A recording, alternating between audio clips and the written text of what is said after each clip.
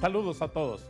El Ministerio Público tiene la ineludible obligación de defender los intereses generales de la sociedad, de no ser un botín político, de no armarse de valor en contra de unos y besarle los pies a otros. El Ministerio Público está obligado a ser ejemplar en toda regla, en todo tiempo y frente a todas las amenazas, dentro y fuera de esa institución. ¿Qué hace el Ministerio Público en contra de la corrupción que campea y que destruye a este país? Que destruye no solo la economía, que destruye el alma y que destruye la esperanza de esta nación.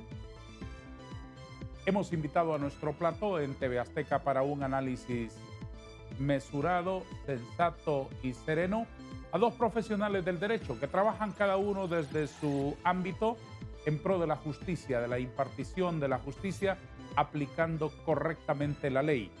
Está con nosotros en el estudio el distinguido abogado del Foro Hondureño, don Juan Carlos Berganza, a quien le doy una cordial bienvenida.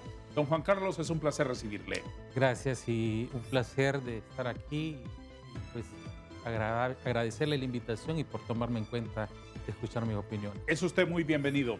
¿Está dedicado a lo privado exclusivamente? Sí, únicamente al ejercicio de la profesión y únicamente a eso. ¿Enfocado en lo penal o en otras materias? Tengo varios casos en varias ramas del derecho. Más me enfoco en materia civil, penal y algunos temas de familia, pero es lo menos. Pero el fuerte más es en derecho penal. Quiero escuchar sus opiniones.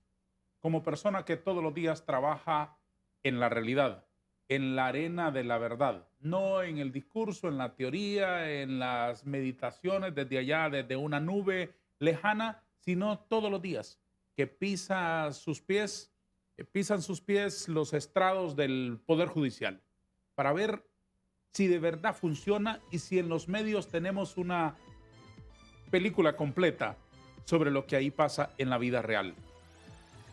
El Ministerio Público, que recibieron recientemente los interinos, ¿ha tenido una lucha anticorrupción como un pilar, como un modo de ser, como una señal de identidad siempre? No. Eso sería mentirle al pueblo, decir que el Ministerio Público desde su creación pues se dedicó al combate a la corrupción. Eso se viene dando hace poco pues como un tema de campaña más que todo, que se fueron generando algunas fiscalías. Si usted recuerda, históricamente el Ministerio Público ha tenido una fiscalía contra la corrupción y tenía una primera fiscal ahí que poco o nada se le ayudaba para ese tema. Por lo tanto, yo le diría que al principio del Ministerio Público, con la creación y que se nombra al fiscal Edmundo Orellana, fue el primero que empezó a dar los pininos y a tratar de que este Ministerio Público pues comenzara con buen pie, con un pie derecho. Sí. Yo recuerdo que en aquel momento pues se hicieron algunos exámenes de oposición para que pudiera ingresar el fiscal o el agente de los tribunales al Ministerio Público. A partir de ese fiscal general es que se empezó a tambalear la Fiscalía del Ministerio Público y en esa medida pues ya el político fue metiendo su mano. Pero en realidad fue poco lo que se hizo en el combate a la corrupción, si bien es cierto se hicieron algunas gestiones presentando algunos requerimientos, pero era lo mínimo. El combate a la corrupción dentro del Ministerio Público, que déjeme decirle que el combate a la corrupción es muy amplio. No solo es el tema por decirlo así, del hecho consumado de corrupción. Claro. Ya, eso es una fase, ya es la fase cuando ya le robaron el dinero al Estado. Por supuesto. Pero es poco lo que ha hecho el Ministerio Público referente al tema. Y yo le diría que esa es una situación que hoy por hoy, lamentablemente, con la politización del sistema, el combate no es puro, no es una situación que se genera en realidad para combatir el crimen sobre ese tema. En una brevísima intervención, durante 2 veces ha dicho usted politización. ¿Es el Ministerio Público un botín político? Definitivamente. Mire, actualmente, o en la historia del Ministerio Público, siempre se nominó un fiscal general afín al gobierno y otro a la oposición. Ahí está el error. Ahí está el error. Ahí está el error en concebirlo así. Exactamente. Porque el Ministerio Público no puede tener un matiz político. La corrupción, si es el tema que estamos hablando, no puede tener un matiz político. La corrupción siempre se va a cometer independientemente de quién sea o el parentesco político que tenga el funcionario, ¿verdad? Por lo tanto, el error es garrafal porque si usted ve la historia, el Ministerio Público le ha pertenecido al que está en el partido de gobierno y usted ve que se nombra un fiscal en aquel tiempo que existía el bipartidismo o era liberal o era nacionalista. Ahora que se ha roto ese bipartidismo, pues ahora está esta situación nueva en la cual se está presentando un fiscal interino que es cuestionable. Quiero recoger otro enfoque y hemos convidado a nuestro conversatorio de esta mañana al abogado Erasmo Jiménez, exfiscal del Ministerio Público. A ver si me aparece por esta ventana. Abogado Jiménez, es un gusto saludarlo. Don Darío, muy buenos días, al igual que al abogado Berganza, ¿verdad?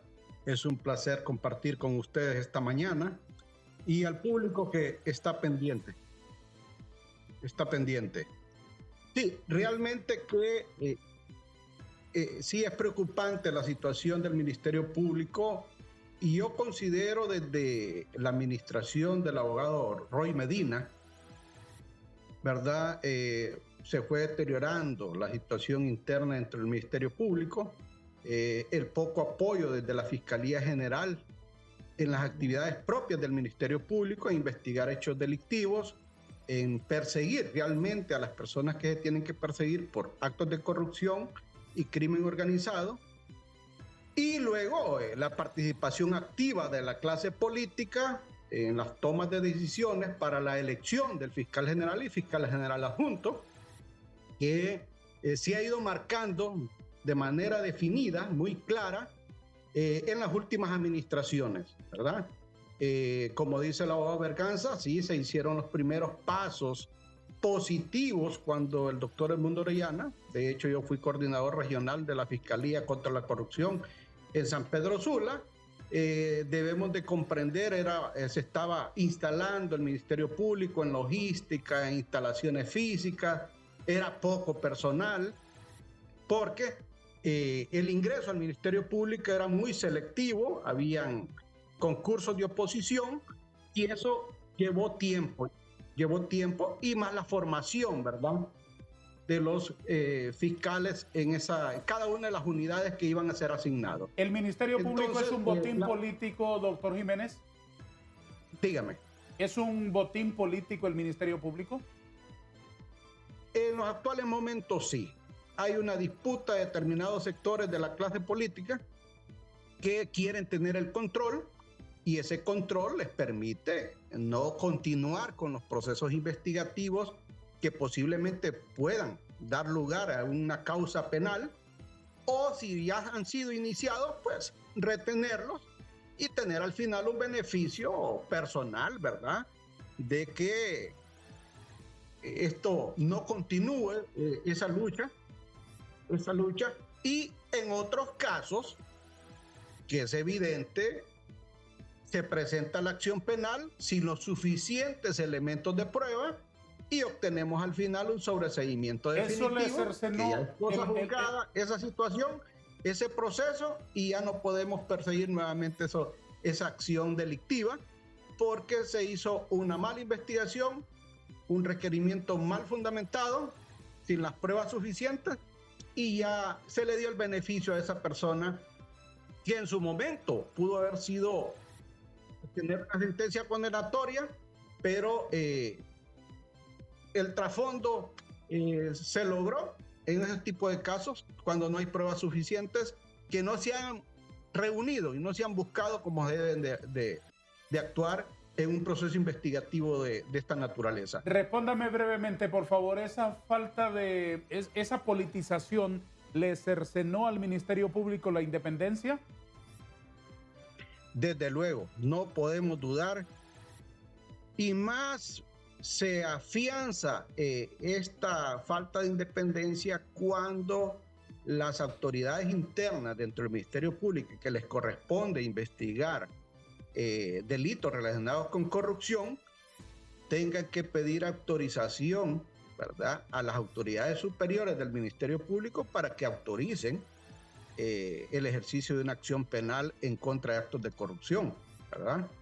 Muchos casos se han dormido en esos escritorios de esos jefes y no hay ninguna respuesta ni positiva ni negativa para actuar en determinados casos, ¿verdad? Entonces considero que sí, la independencia del Ministerio Público está quebrantada, ¿verdad? Hay que rescatar esa institución, pero mientras esté en las manos de los políticos va a ser bastante difícil. Gracias, abogado Jiménez. Ya voy a recoger otras opiniones suyas. Déjeme auscultar en la opinión del abogado Berganza. ¿Usted también comparte que el Ministerio Público no tiene independencia? No tiene en el absoluto independencia y también ha sido atacada su autonomía financiera, ¿verdad? Si usted recordará, recientemente se hizo una ley del UFERCO que ataca precisamente la autonomía económica del Ministerio Público con ese decreto y también ataca la Constitución de la República. Por lo tanto, siento yo que el Ministerio Público, desde el momento en que usted elige un fiscal que tiene un parentesco político muy arraigado, por lo tanto, ese parentesco político sí le afecta en su independencia y sí le afecta en su objetividad. ¿Con los nuevos fiscales interinos hay asomo de independencia o es más de lo mismo? Mire, en mi opinión, si hubiese participado yo en la elección de fiscal y hubiera quedado dentro de los 5, yo no hubiera aceptado el nombramiento de la manera en que fue elegido estos fiscales. Por lo tanto, ¿y eso por qué se lo digo? Porque somos abogados y los abogados debemos de comprender los principios constitucionales que tiene nuestra Constitución, nuestra Carta Magna. ¿A usted no se le ocurrió postularse para ser fiscal? No existe un ambiente objetivo, imparcial para la elección del fiscal general y fiscal contencioso. ¿Y por qué hicieron mal los fiscales interinos en aceptar una nominación por los 9 diputados que lo hicieron, don Carlón y sus 8 amigos? Porque violentaron el principio constitucional de legalidad.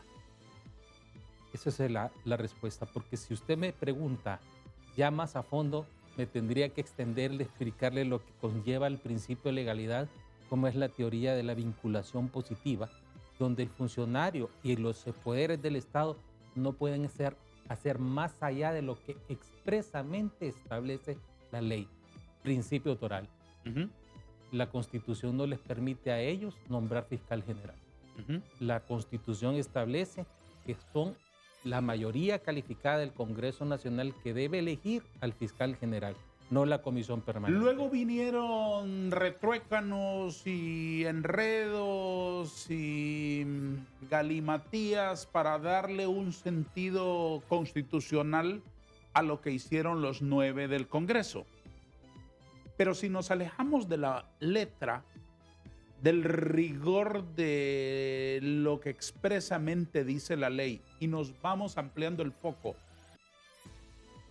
hasta el espíritu del legislador, no creo que se necesita tener la inteligencia suya o la inteligencia de este señor que está aquí en esta pantalla desde San Pedro Sula o la formación que tienen ustedes para entender una cosa elemental.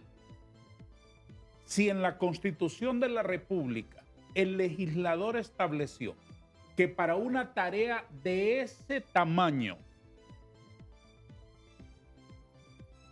se requiere que 86 personas como mínimo en una asamblea de 128 se pongan de acuerdo usando la lógica de un campesino, que es a la única que tengo acceso yo, es fácil deducir que si la tarea el legislador, el constituyente, la destinó para 89 cabecitas, es que es una tarea de gran calado, que no está correcto, aunque estuviese legal, pero no está correcto, ni es lúcido, ni es sensato que sea para 8 amigos reunidos en una pequeña sala. ¿O estoy yo pensando en tonterías? La lógica necesita ciencia y el sentido común no. Y eso es lo que usted le asiste la razón. No es necesario tener tanta lucidez para llegar a esa conclusión. Bueno, muy bien. Una pausa, la primera de nuestro foro. En instantes retomamos la conversación con estos dos iluminados abogados que hoy están compartiendo su sabiduría con nosotros.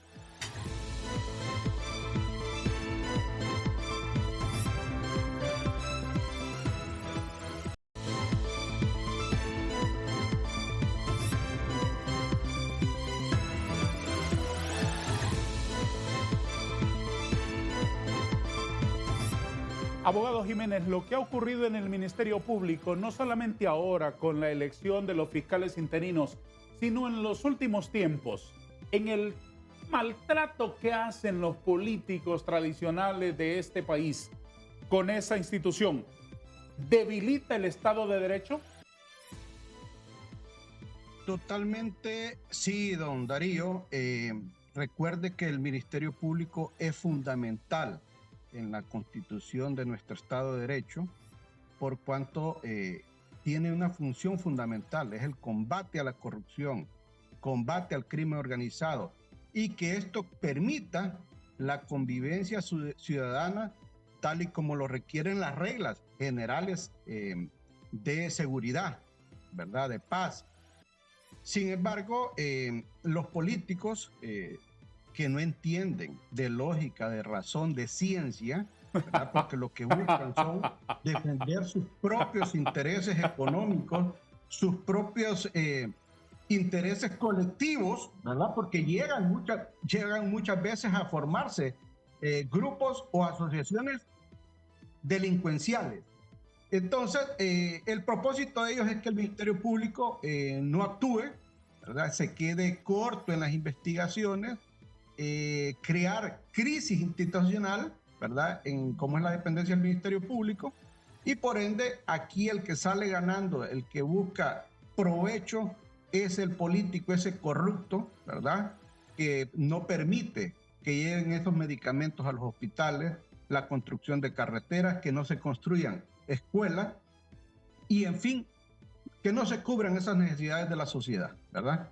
Entonces, el Ministerio Público, así como va, de la manera que lo llevamos, créame que aquí esto se va a desbordar, la delincuencia va a actuar con naturalidad, como también los políticos, ¿verdad? Estamos viendo casos que solamente salen en la palestra pública a través de los medios de comunicación, pero resultados ante los tribunales no hay, ¿verdad? No hay ninguna sentencia condenatoria, y si hay sentencias absolutorias, pues dentro del Ministerio Público no hay un estudio profundo del por qué, si este fiscal estaba manejando esta causa de investigación, dijo que tenía los suficientes elementos para haber presentado esta causa ante el juzgado de letras, y por qué al final obtiene una sentencia absolutoria. ¿Cuáles fueron los elementos que conllevaron para que este tribunal tomara la decisión y aún más la Corte de la Sala de lo Penal confirme una sentencia absolutoria? ¿Qué fue lo que falló? ¿Falló la investigación? ¿Falló el fiscal de no haber presentado los medios de prueba adecuados? ¿O qué fue lo que falló? Pero no hay dentro del Ministerio Público, no hay ese análisis de por qué este fiscal tiene más sentencias absolutorias, cuál es el fin, qué es lo que ha conllevado a esto. Entonces, debe haber una profilaxis, debe haber una reestructuración a nivel interno del Ministerio Público para que se vuelva a retomar el papel fundamental que tiene el Ministerio Público, que es defender los intereses de la sociedad frente al crimen común y organizado. Abogado Berganza, en la vida real, en los tribunales de todos los días, ¿cómo llega el Ministerio Público a los estrados judiciales? Cuando aparece un fiscal con una causa, ¿va con una carga indubitable de evidencias y de verdades? ¿O va con debilidades que esconde detrás de esa chapa de metal y de cuero que muchas veces hasta con soberbia exhiben los oficiales del Ministerio Público? Van con mucha debilidad. Y no solo debilidad en la carga probatoria, sino que debilidad también en el conocimiento jurídico. Para combatir la corrupción, licenciado Darío, se necesita conocer por parte de los fiscales el derecho administrativo y las normas presupuestarias, al dedillo. Y lo que ellos cuando llegan ni conocen el derecho administrativo, porque creen que el mundo de la vida de ellos es solamente el derecho penal. Y no conocen las normas presupuestarias y la carga probatoria que llevan a los tribunales, obviamente ante el desconocimiento es débil. Por lo tanto, por eso es que a veces las causas ante los tribunales, cuando toca un tribunal con jueces que han sido nombrados por oposición, les va mal. Les va con una sentencia absolutoria precisamente por eso. Hay que ver que dentro del sistema de justicia han habido espacios donde en el Poder Judicial ingresaron jueces por oposición. Sí. Y esos jueces imparten justicia hasta el momento de una manera independiente, de una manera. Entonces, cuando usted tiene un juez independiente, imparcial, y le llega un fiscal con una mala investigación, el resultado es ese. Un fracaso, porque probablemente sí existe el ilícito, pero el problema es cómo lo plantea, cuál es la carga probatoria que usted lleva al tribunal, y eso es el problema que normalmente acontece en los tribunales. Lo que usted me está diciendo es grave, porque una de las cosas que hablábamos en los prolegómenos era la falta de independencia por la manipulación política del Ministerio Público. Es decir, una cosa es que tenga una intencionalidad política en cualquier dirección, Sí. en cualquier dirección. Pero otra cosa, igualmente o más grave, es que haya ignorancia, falta de pericia, falta de profundidad en el conocimiento de la norma que quiere que se aplique al caso concreto. Eso que usted me está diciendo me asusta muchísimo más. Yo le puedo dar ejemplos. Le puedo dar ejemplo de casos que yo he llevado donde hay personas, por ejemplo, que las han acusado y el caso ni siquiera tenía que haberse llevado a los tribunales. He tenido personas que han sido acusadas por lavado de activos porque una transferencia de una extensión de, ¿cómo se llama? El uso de una tarjeta de crédito y un extrafinanciamiento lo consideran lavado de activos y la persona estuvo 2 años presa, cuando eso no es un ilícito penal. Tengo el caso, por ejemplo, el de la primera dama, que los fondos está establecido que no son fondos públicos. Eso nunca pasó por el presupuesto de la República. ¿Cómo puede decir que un dinero que no pasó nunca por el presupuesto de la República no son fondos públicos? No conocer cuáles son los F01, cómo se ejecuta el gasto. Todo ese tipo de cosas que van aparejadas con el derecho administrativo, hay mucho de conocimiento por parte de las personas que utilizan la acción penal pública para presentarse a los tribunales de justicia. ¿Esos casos son excepcionales o para lamento de todos son casos numerosos que se repiten con dolorosa frecuencia? Bueno, yo le diría, si hacemos una remembranza actualmente, por ejemplo, en Uferco, de todos los casos que ha llevado Uferco, ¿cuáles son los únicos que ha ganado? Dígamelo usted. El de la primera dama, que es un caso que yo le puedo decir a usted, tráigame al fiscal Javier Santos aquí para que lo debatamos, y usted va a ver que ese caso fue politizado. No fue un caso justo, no es un caso en el cual se aplicó la ley como se debería de haber aplicado. Se refiere a doña Rosa Elena Bonilla de Lobo. Así es. Y mire los demás casos que llevó Uferco, no ha ganado uno tan solo. Dígame, es el único caso que prosperó y porque hubo una presión ahí. No le puedo decir de quién, pero que hubo una presión, porque hay conceptos jurídicos que no se pueden separar en un sistema de justicia. Una acusación por parte de la ANMAXI violentando el concurso de normas. Y le pongo un ejemplo para que la gente entienda. Es como que usted con una pistola le roben el reloj, ¿verdad? Usted dice, me robaron. Y venga el fiscal y le acuse de robo por ese mismo hecho, de apropiación indebida por ese mismo hecho, de lavado de activos por ese mismo hecho y de fraude por ese mismo hecho. ¿No le parece anormal una situación de esa? Y que el Tribunal de Justicia lo admita. Para eso es el concurso de normas jurídicas. Y lo que la Maxi haya dicho que eso estaba bien, eso desencanta a cualquiera. Ya le pediré opiniones sobre la Maxi y sobre este sueño frustrado de muchos hondureños de la Sisi, que evidentemente no vendrá al país, por lo menos durante los años que quedan de este régimen.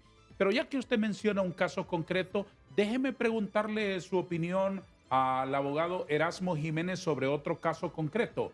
Abogado Jiménez, usted que trabajó en el Ministerio Público, que fue fiscal, que sabe cómo funciona esa institución, ¿qué explicación hay en el caso de la señorita fiscal que ha sido acusada de 41 delitos por sustracción de fondos del Banco Central? ¿Cómo pudo haber ocurrido semejante barbaridad con esta especie de carretillazo 2.0?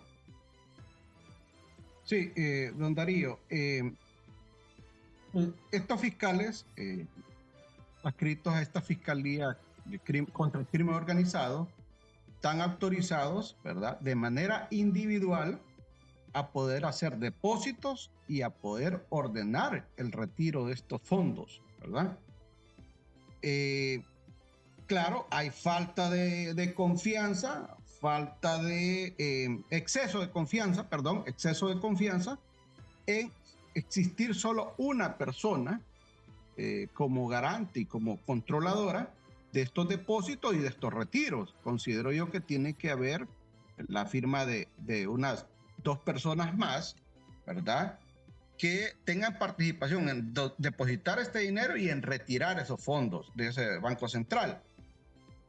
Por otro lado, no existe internamente dentro de la institución del Ministerio Público una auditoría que efectivamente vayamos a cotejar que en los expedientes que se haya ordenado depósito de estos fondos están efectivamente en el Banco Central.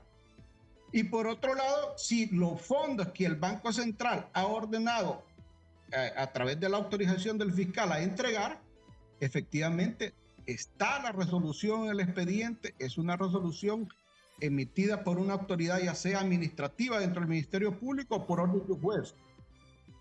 Entonces, ha faltado, ¿verdad?, control de esos fondos. Se los han dejado a determinados fiscales que manejen esos fondos como ellos consideren, y ahí están las consecuencias actualmente de ese requerimiento fiscal que se ha presentado, que falta además investigar si efectivamente es más dinero o ampliar esas investigaciones. Es decir, ¿verdad?, sin entrar en el fondo del asunto, que puede implicar incluso otras personas, ¿está establecido en la norma que un solo funcionario del Ministerio Público pueda determinar ir a un banco, al Banco Central nada menos, a depositar y a retirar a su arbitrio sin que nadie más del Ministerio Público lo sepa previamente? No, los controles están a nivel interno, ¿va? ¿Y por qué no funcionan? ¿O sí funcionan? ¿Verdad? Pero parte, como le digo, el exceso de confianza de las autoridades superiores, ¿verdad?, en no estar, no fortalecer esos controles en cuanto a que sean más personas, más filtros que puedan existir para depositar y retirar esos fondos. Ahora entiendo que deberán de tomar otros mecanismos de seguridad. No, bueno, ahora después del trueno, Jesús María, después de la guerra todos son generales. Correcto. Totalmente de acuerdo. Y en la ventanilla explíqueme algo en la cuestión operativa. En la ventanilla del Banco Central, el cajero del Banco Central que le entrega 62 u 88 millones a una persona que viene en nombre del Ministerio Público, no pide más, no consulta con nadie más, viene un fiscal, está autorizado el fiscal, llévese esta carretilla llena de dinero. ¿Así funciona? Mire, internamente dentro del Banco Central no lo atienden así en ventanilla como normalmente lo atienden. Obviamente, estoy usando una analogía, obviamente sí, estoy utilizando una metáfora. Correcto. Lo atienden en una mesa redonda, ¿verdad? ingresa el fiscal con la orden y dentro del Banco Central llegan las distintas autoridades a esa mesa corroborando que el oficio calce la firma de la persona que está autorizada para hacer el retiro. Y se está o bien toda la mañana o se está toda la tarde porque están dependiendo la verificando esa cantidad. información. Dependiendo de la cantidad. Correcto. Déjeme ir a una Y pausa. luego- Ya continuaremos Sí. recogiendo las opiniones de nuestros invitados hoy en nuestro foro Hablemos con Hechos, que vamos a tomarnos un minuto para la publicidad.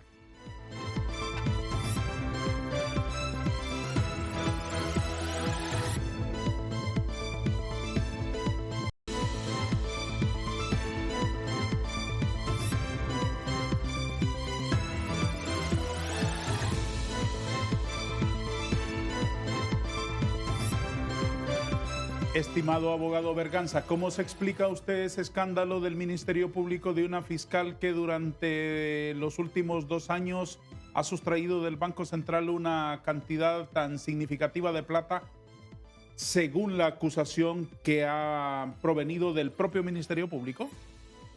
Mire, yo pienso que ahí tiene que haber una investigación más amplia. No creo yo que sobre las espaldas de la fiscal Medina caiga todo el peso de la ley y haciéndose de oídos sordos en cuanto a todos los que participaron.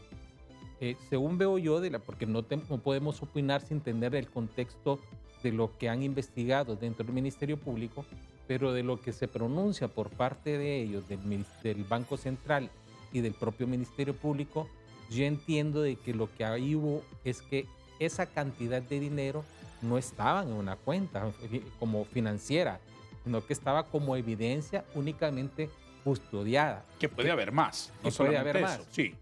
Error, ¿verdad? Es un error porque la ley le establece claramente que cuando se le confisca, cuando se le asegura o incauta dinero a una persona, esto debe pasar al sistema financiero para que vaya generando interés en la plata. Porque ese dinero usted lo puede revisar y como evidencia usted puede contabilizarlo, puede saber el número de serie, pero la plata, porque la persona que se lo quitaron le asiste el estado de inocencia. El día de mañana que a esa persona la absuelvan, ¿quién le va a pagar los intereses de ese dinero que dejó de percibir por las cantidades que le quitaron? Por eso es que la ley le dice que una vez que se pasa ese dinero debe pasar a una cuenta, no de tenerlo ahí en una caja como que él está guardando un objeto cualquiera. No es una pistola. ¿No? Sí. Esa evidencia es diferente a un objeto que se fue utilizado. Que no gana intereses. Exactamente. Por decirlo de manera sencilla. Por eso le digo yo que esto tiene los brazos más largos de lo que nosotros nos imaginamos y alrededor de toda esta, de la fiscal, existen muchas más personas responsables. O sea que, como dirían en el mundo musical, la muchacha no es solista. No. ¿Es integrante de una banda? Probablemente, y lamentablemente porque ella, yo la conocí en la fiscalía, una mujer seria, responsable. Por eso le digo, a mí me extraña mucho que ella haya actuado sola y le estén tirando todo el bombardeo únicamente a ella. Eso es lo más sencillo en un caso de estos. Esto tiene que ser una investigación más amplia. ¿Y en el Banco Central? ¿Cómo se explica eso? Igual, lo mismo. ¿No le genera sospecha a usted que en 2 años un dinero que sirve de evidencia solo se lo estén sacando por pedazos, ¿sí? A plazos? Sí, que esté llegando un señor con una carreta todos los viernes, deme tanto. No. Entonces, ¿cómo se explica eso desde el Banco Central? Hay una responsabilidad también del Banco Central. Definitivamente, no puede estar. Si es evidencia, usted, hablamos del sentido común, ¿verdad? Sí. Si es evidencia, ¿cómo le van a sacar la evidencia por pedazos? Ajá. ¿No le parece que eso no tiene ningún sentido? Algo ahí. Hay algo. Algo ahí, por supuesto. Muy bien. Ampliemos el foco a otros casos. Explíqueme doctrina. En esta semana el Ministerio Público emitió una orden de captura en contra del presidente del Partido Nacional. Vamos a quitarle el título. En contra de un ciudadano hondureño.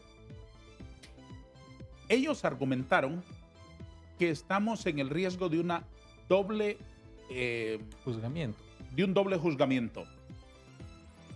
El Ministerio Público explica que lo que hubo fue una investigación que por una orden de la Corte Suprema de Justicia, por un recurso, se ordenó cerrar. ¿Una investigación cerrada equivale a un juicio? Lo que usted está hablando, licenciado Darío, es sobre un principio del derecho que se llama el no bis in idem. El problema es entenderlo solo de una parte. Esa parte del juzgamiento que usted habla es la vertiente procesal del principio del no bis in idem. El no bis in idem también tiene una parte del derecho material o sustantivo.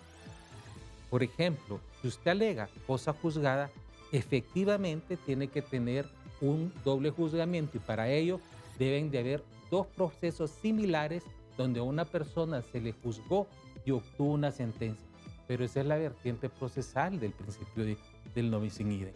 Pero cuando usted va a alegar el estado sancionatorio, y se lo voy a explicar más sencillo, ¿dónde está el principio de no bis in idem de eso que usted habla del doble juzgamiento? Está en el Código Procesal Penal, pero también está en el Código Penal y el concepto es distinto. Allá se establece sobre que una persona no debe ser sancionada 2 veces por el mismo hecho y en el otro donde no debe ser juzgada por los mismos hechos, aunque se aleguen calificaciones diferentes. Ese es el principio del no bis in idem. ¿Con cuál de las dos visiones hay que quedarse? En este caso debe ser como en el principio de no bis in idem de alegarse, dependiendo cómo se da la situación, puede ser cosa juzgada, puede ser el principio de legalidad y puede ser el principio de la proporcionalidad. Estamos hablando de una teoría y para que los ciudadanos lo puedan entender, es la teoría de la unidad del derecho de sancionador del Estado. El Estado puede sancionar por la vía administrativa y puede sancionar por la vía penal, pero siempre es el mismo Estado. Es cuando se trata del mismo hecho y lo sancionaron en la vía administrativa y le unen los requisitos de sujeto, hecho y fundamento, entonces usted debe entender que ahí puede haber un doble sancionamiento. ¿Va? De acuerdo. Yo la vez pasada hice un ejemplo. Una persona que conduce un vehículo en estado de ebriedad, lo para la policía, le quita la licencia, le pone una multa y lo deja sin conducir 6 meses. Ese mismo hecho está sancionado por la vía administrativa, también se conoce en el derecho penal como conducción temeraria y allá también le impone una pena, pero como ya se le impuso en la vía administrativa, la sanción no lo va a poder volver a sancionar por la vía penal. Ahí no estamos hablando de doble juzgamiento, ahí estamos hablando del principio de legalidad. Este acto, que es un acto administrativo y que la ley, el artículo 30 de la Ley de Procedimiento Administrativo le dice que es legítimo, solo puede destruirse por la vía del procedimiento administrativo. ¿Ya? Entonces lo que usted tiene aquí es una prejudicialidad administrativa. Sí. Entonces, si vino aquí el Tribunal Superior de Cuentas y estableció que no hubo ninguna irregularidad en el manejo de los fondos y le dice que no hay ninguna responsabilidad penal, civil o administrativa, y también tiene usted un recurso de amparo, que es una sentencia donde le dice que el Ministerio Público violentó el debido proceso y le ordena cerrar, porque ya el Tribunal Superior de Cuentas emitió una resolución, el Ministerio Público tiene que acatar esa sentencia. O sea que la acción presentada es irregular. Abogado Jiménez, una última consulta para usted, por favor. ¿Estas debilidades del Ministerio Público se resolverían con una comisión internacional de lucha contra la corrupción o va más allá de eso la problemática? Va más allá la problemática, don Darío, porque vendría esa comisión, se encargaría de analizar los casos posibles a investigar y a presentar ante los juzgados, pero la problemática dentro del Ministerio Público sigue aumentando, la división, la falta de capacitación, la escuela del Ministerio Público en capacitación, no hay capacitaciones dentro del Ministerio Público, la selección podríamos decir, de casos y de acciones frente a los juzgados, vamos a seguir teniendo.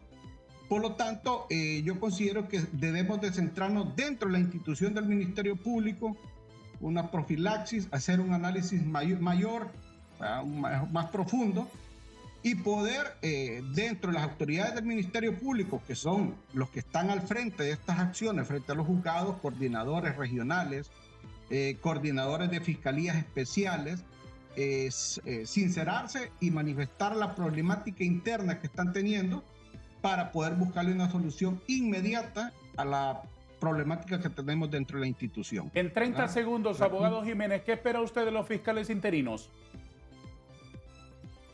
Bueno, ha habido una elección de la cual yo no estoy de acuerdo, no conozco a cada uno de ellos, asumo que deben de ser profesionales, capaces, pero la situación ya está dada, ¿verdad?, por esta comisión permanente que está compuesta, considero que por 9 diputados. No queda más que aceptarla, pero que se apeguen al principio de legalidad, porque a futuro pueden tener muchos efectos negativos en cuanto a enfrentar acciones que podrían ser sumamente delicadas en el aspecto de personal de ellos. Abogado Jiménez, valoro mucho sus opiniones que ha compartido con nosotros. Le deseo muchos éxitos en lo profesional y en lo personal. Ha sido usted muy gentil por aceptar nuestra comunicación. Muchas gracias, don Darío. Un placer. Igualmente, muchas gracias. Es la última vez que interrumpo nuestra conversación. Al retorno, nuestro segmento de conclusiones con nuestro invitado en el estudio, el abogado Juan Carlos Berganza.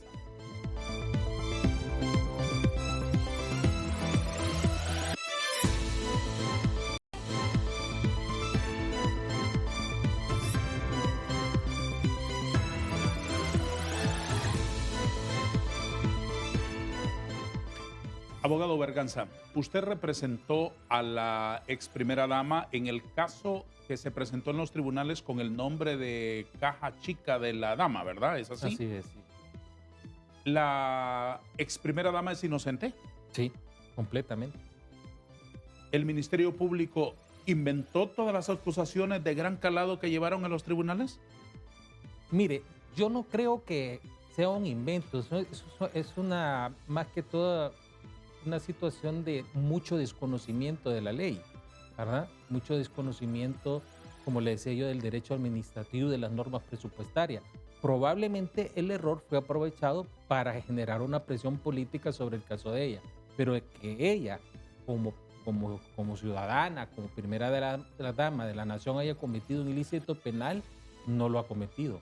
Ella es inocente y yo le pido aquí, delante de usted, que venga el fiscal Javier Santos y lo debatamos públicamente para ver si tiene el valor de hacerlo, para aplicarle con pruebas de que ese caso a ella únicamente la utilizaron para que tuvieran un trofeo en ese momento. No es en los medios de comunicación donde se deben debatir esos casos, abogado Berganza, es en los tribunales, y en los tribunales usted tuvo la oportunidad de presentar su verdad jurídica y ese caso lo perdieron.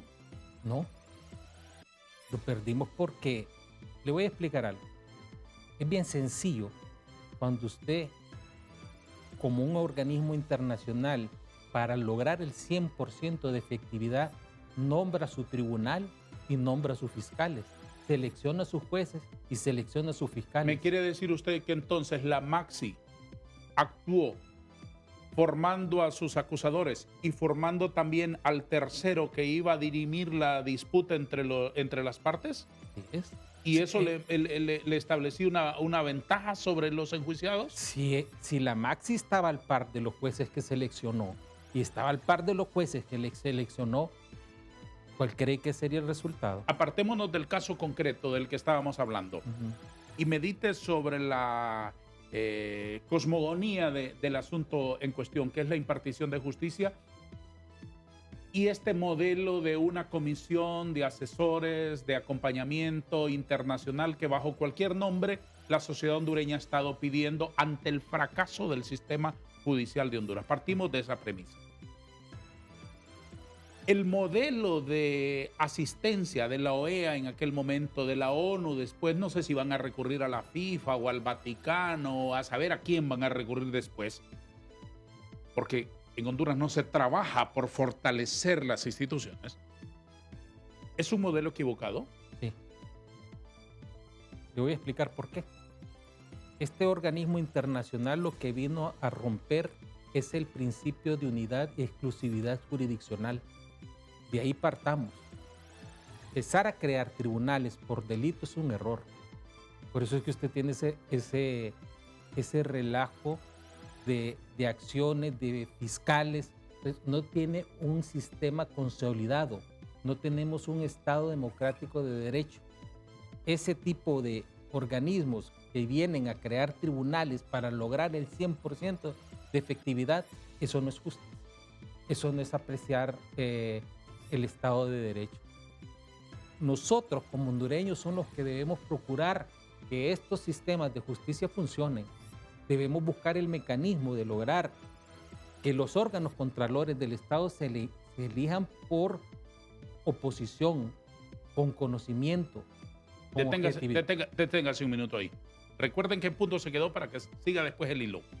Pero esto ahora mismo está en discusión porque se necesita integrar un nuevo Tribunal Superior de Cuentas. Ahora que usted menciona organismos contralores del Estado. Pero al Tribunal Superior de Cuentas ahora también se lo van a repartir políticamente. Entonces, ¿de qué estamos hablando, por Dios santo? Entonces la comisión nos va a venir a ayudar a qué. ¿Qué va a hacer con estos órganos controladores que están manipulados políticamente? Ajá. ¿Qué va a hacer? ¿Nombrar otro tribunal rompiendo los principios elementales de la Constitución? Ese es el problema, porque si vamos a estar creando, y no estoy hablando en perjuicio de las personas que están, por ejemplo, en el Tribunal en materia de corrupción, que son muy buenos jueces, pero el problema es que tenían una presión. Ahorita están fallando y creo que era de los mejores tribunales que han existido, porque sí son personas preparadas, pero había una presión mediática ahí. Eso es un error. Nosotros debemos construir a desentar estos órganos contralores del Estado para poder funcionar como Estado. Y para que funcionen, ¿cuál es entonces la solución? Porque yo estoy de acuerdo con usted en algo. En el hecho de que una comisión internacional, el caso, por ejemplo, de este señor Jiménez Mayor que vino aquí, él no solamente formaba los fiscales investigadores, formaba el juez que estaba aquí, que iba a recoger, que iba a analizar el caso concreto, sino que físicamente ¿Estaba en el juicio? se iba a sentar a la par del juez. Así es. A revisar. Enseña ahí ese papel. Enseña esa otra evidencia. Así es. ¿Qué va a decidir usted sobre eso? Físicamente ahí encima, una comisión, cualquiera que sea, y puede ser el Santo Papa, puede ser la Madre Teresa de Calcuta, puede ser el más santo de la tierra. Yo no estoy juzgando a la persona concreta con nombre y apellido o porque sea extranjero. Yo no tengo problemas con los extranjeros, yo no tengo esos complejos de inferioridad ante nadie, de ninguna nacionalidad, ni creo que Honduras es superior a nadie, ni creo que nadie es superior que un hondureño. Partamos de esa limpieza de criterio para pensar. Pero ese modelo no puede darnos un buen resultado, pero tampoco el otro modelo nos ha dado resultados, abogado Berganza. Definitivamente, estamos de acuerdo. No es desde la Maxi que tenemos líos. Aquí siempre hemos tenido jueces venales, jueces corruptos, jueces irresponsables, jueces borrachos, jueces ignorantes, jueces vendidos con el partido político, con el padrino que los nombró allí. Siempre hemos tenido aquí a los corruptos muriéndose de la risa delante de los ciudadanos honestos de este país que pagamos impuestos. Entonces, ante esos dos escenarios, ¿cuál es la solución? Mire, tenemos que como sociedad cambiar. La participación ciudadana es elemental para poder cambiar el destino de la patria. Nosotros como sociedad creo que debemos de... Mire, y también tiene que ver mucho la educación. Claro. Es un país que no está educado, vamos a tener el mismo problema. Totalmente de acuerdo en eso. Pero si tuviéramos, mejoráramos en ese aspecto, tendríamos que cambiar la forma de elegir estas personas que integran estos órganos controladores del Estado. No es una comisión Porque el problema es que la Comisión Internacional se va a ir y siempre vamos a tener el problema, ¿verdad? Ahí es donde está el gran lío gordo. Porque, Sí. vamos a ver, pongámoslo en términos muy simples. Cuando se echa mano de la OEA o de la ONU, de cualquiera de afuera que venga a entrenar, es precisamente a entrenar. Como que usted y yo queremos aprender a jugar tenis o golf. Usted tiene pinta de que juega tenis y juega golf. No, no. Pero llamamos a un entrenador de Miami que venga a enseñarnos. No viene a sustituirnos en un campeonato de tenis y de golf.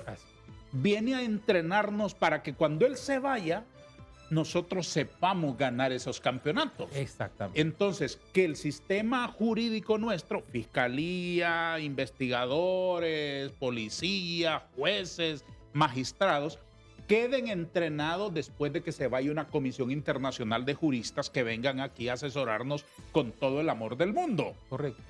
Pero si una vez que se van, aquí seguimos en lo mismo, entonces ¿para qué traerlos? Así es, y le voy a explicar esto. Vuelvo a retomar parte de lo que le decía yo.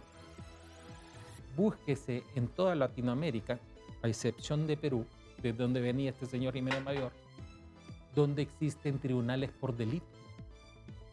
Tribunales para delitos tributarios, tribunales para delitos de extorsión, tribunales para delitos de corrupción. Después van a venir las feministas pidiendo sus tribunales para delitos de feminicidio. Después van a venir los otros que tienen... Y así van a crear ese montón de tribunales. Eso no es correcto. Entonces, si tenemos un organismo internacional que nos viene a decir que eso está bien, porque eso fue lo que hicieron, ¿o no? Deterioraron ya lo teníamos deteriorado con estos órganos jurisdiccionales en materia penal, ¿verdad? Desaparecen la competencia territorial, solo queda la jurisdicción, quebrantan la jurisdicción, que es la jurisdicción debe ser unitaria y exclusiva para crear este tipo de situaciones que son tribunales ad hoc al final. Entonces, nos queda un minuto nada más, abogado Berganza. Nos queda un minuto nada más. Una reflexión, por favor, muy breve, sobre lo que usted como profesional, que todos los días va a los tribunales y como hondureño, quiera decirle a Honduras para tener un ministerio público como un instrumento eficaz en las manos de los ciudadanos honrados de este país para luchar contra la corrupción. ¿Qué se debe hacer? Bueno, yo pienso que debemos procurar una participación ciudadana en cuanto a la elección de los fiscales del Ministerio Público.